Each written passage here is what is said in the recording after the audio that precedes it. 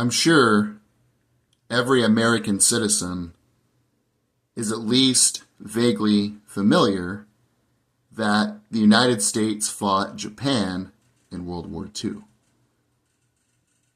The main information I want to present today is what Japan's motivations were politically, geographically, and economically.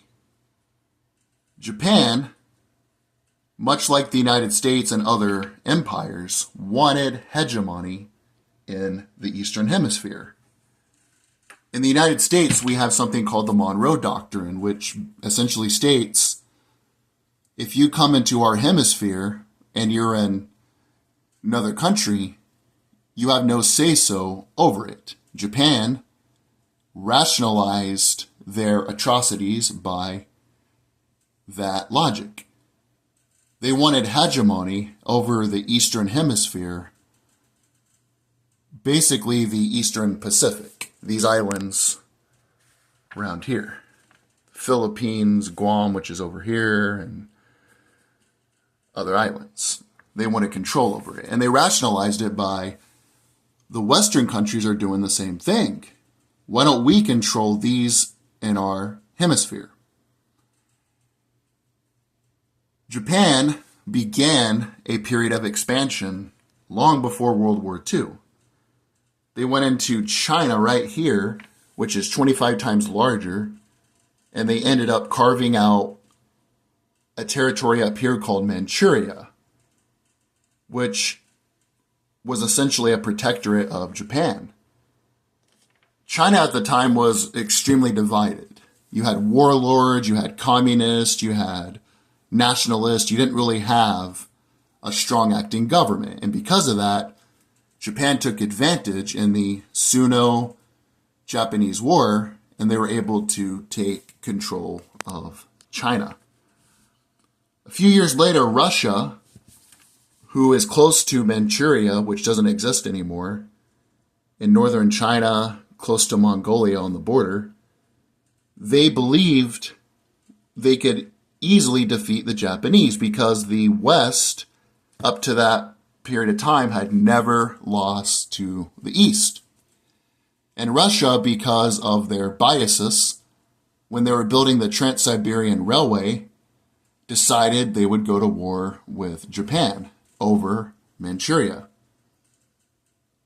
Japan decisively defeated Russia, and they were able to maintain control and hegemony over Manchuria, which is right here. This showed the rest of the world for the first time that an Eastern country could defeat a Western power. And then later, Japan wanted more of the pie, like every empire does. They ended up going back into China. And before any other country got involved, 2 years before France or before Great Britain got involved in World War II, Japan was in China, trying to control the country. They were committing a lot of atrocities. If you want to get into that, I'm not here to get into that today, but look up Unit 731, look up the Bataan Death March, look up some of the experiments they would perform, and leave it at that. And because of the atrocities, the United States decided to put an oil embargo on Japan.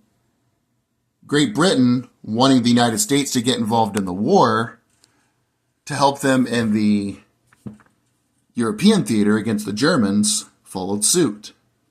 And other countries followed the United States' lead. They also froze Japanese assets. Now, Japan needed to fund the war against China. In order to fund a war, you need oil for your Air Force, oil for your Navy, oil for your aircraft carriers, and be able to mobilize. You also need rubber. You also need iron. You also need other resources for your military. And considering Japan geographically is a country in the middle of the Pacific, with little natural resources. They only had about a couple months left, maybe a year at the most, of oil reserves left. They had to do something in order to keep funding the war. And that's why they attacked Pearl Harbor, because they needed to be able to keep funding their war machine. Interesting fact, this area over here, which is modern-day Vietnam and modern-day Laos, Thailand, it was owned by the French. The French in the European theater fell to Germany, and they established a protectorate state called the Vichy Republic that was ruled over by Philippe Pétain, who was a general during World War I. Basically, nominally they said, okay, we still own this territory, but they seceded and capitulated, and Japan was able to go in this territory, get oil, get rubber, and keep funding their war machine. They also went into Indonesia. And they also went into these islands over here. Now, the Philippines have a wider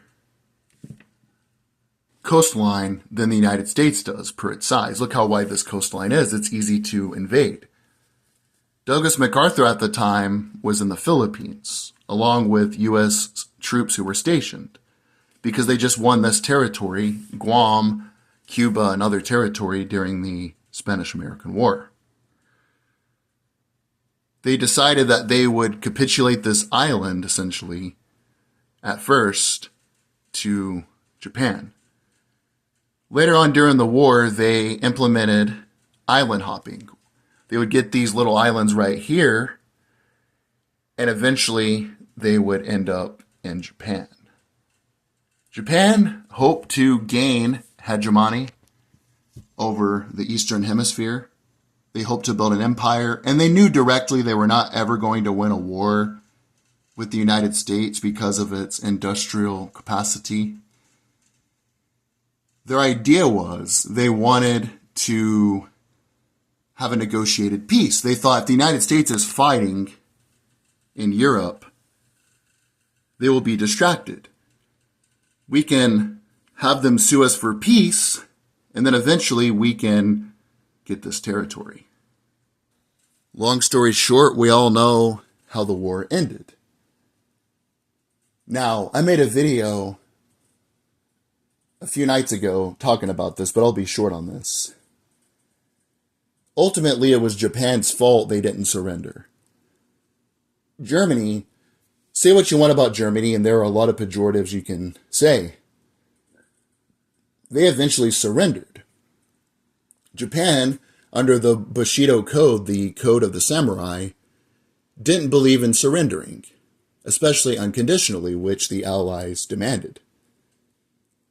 If the United States would have invaded Japan, it wouldn't have been a traditional invasion because it currently is a collection of islands. You would have lost upwards to over 100,000, maybe 200,000 people, Americans. Many of us would not exist today who are descendants of those people. Many people would not have mothers, fathers, and so on and so forth if that were to happen.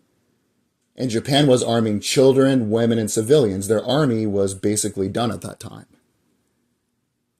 And on top of that, in Manchuria, the region in northern China that I was telling you about, the Soviets declared war late in the game to regain that territory that they lost in the Russo-Japanese War.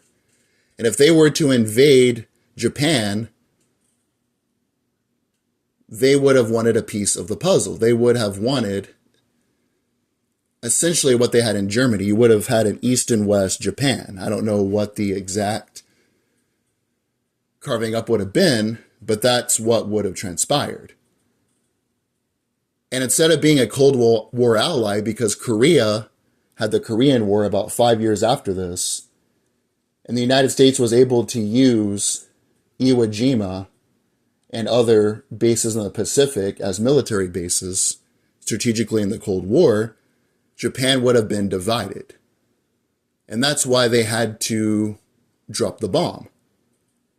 Basically, Japan wanted control and hegemony in the Eastern Pacific region as the top power, is what they wanted. And they wanted a negotiated peace with the United States. They thought, okay, they'll be too busy because they diverted most of their resources to the European theater to defeat Germany. And Japan thought eventually they would sue for peace and Japan could continue to control China and maybe go into Korea eventually and have an empire in that region.